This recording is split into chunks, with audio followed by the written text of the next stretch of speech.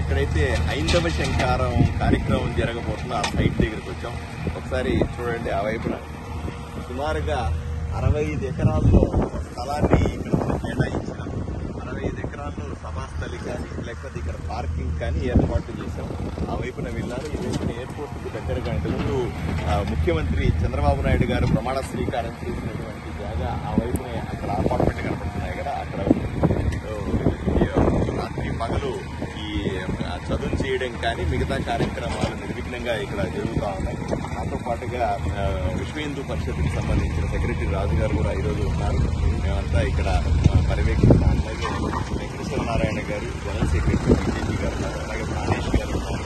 Treasurer VHP మిగతా ప్రబంధకులు అందరూ కూడా ఇక్కడ ఉన్నారు. రవికుమార్ గారు సారీ రవికుమార్ గారు విశ్వ హిందూ పరిషత్కి సంబంధించినటువంటి జనరల్ సెక్రటరీ గారు ఇక్కడ ఉన్నారు. కాబట్టి ఇవన్నీ కూడా త్వరితగతిన చేయడానికి అన్ని ఏర్పాట్లు దగ్గర ఉండి కార్యకర్తలందరూ కూడా చూసుకుంటా ఉన్నారు. ఈరోజే ఆఫీసర్లతో అందరితో కూడా మాట్లాడడం జరిగింది. ఏదైతే వివిధ ఊర్ల నుంచి ఏవైతే బస్సులు వస్తున్నాయో వాటికి ఏదైనా పర్మిషన్స్ లాంటివి ఏదైనా ఇబ్బందులు ఉన్నాయో అవన్నీ కూడా రెక్టిఫై చేసుకోవడం అనేది. రెండోది, హైవేల్లో నుంచి వస్తారు కాబట్టి హైవేల్లో వచ్చేటువంటి ఇబ్బందుల్ని కూడా ఒకసారి పై అధికారుల దృష్టికి తీసుకెళ్లి ఈరోజు మేమంతా వెళ్ళి మాట్లాడడం జరిగింది. ఏర్పాట్లు అయితే చకచకా జరుగుతూ ఉన్నాయి.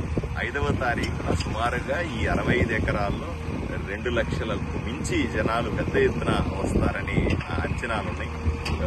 దీనికి తగ్గట్టుగా వెహికల్స్ కు సంబంధించినటువంటి పార్కింగ్ స్థలం కానీ ఇక్కడికి వచ్చిన వాళ్ళకి వసతులు ఏర్పాటు చేయడం, వచ్చిన వాళ్ళకి స్నానాలు చేయడం కానీ, బాత్రూమ్లు ఏర్పాటు చేయడం కానీ, లేదా భోజనాలు ఏర్పాటు చేయడం కానీ మిగతా వాటికి సంబంధించినటువంటి ఏర్పాట్లు కూడా చక్కగా జరుగుతూ ఉన్నాయి. రాబోయే 2-3 రోజుల్లో ఈ సభాస్థలి అంతా కొలిక్కొస్తున్నట్టుగా ఉంది. అలాగే వెంకటశివనారాయణ గారు డిజైన్ కూడా తయారు చేస్తూ ఉన్నారు. స్టేజ్కి సంబంధించిన డిజైన్లు కూడా రెడీ అవుతా ఉన్నాయి. ఇవి కూడా 2-3 రోజుల్లో ఫైనలైజ్ అయితే పెద్ద ఫైనలైజ్ చేస్తే బ్రహ్మాండంగా దీనికి ఒక మంచి రూప్ వచ్చే అవకాశం కూడా ఉంది. త్వరగా ఈ పనులు చేయాలని పెద్దలంతా కూడా గట్టి పట్టుదలగా ఉన్నారు. పొద్దు నుంచి రాత్రి దాకా ఈ పనులు దగ్గరుండి పర్యవేక్షిస్తా ఉన్నారు.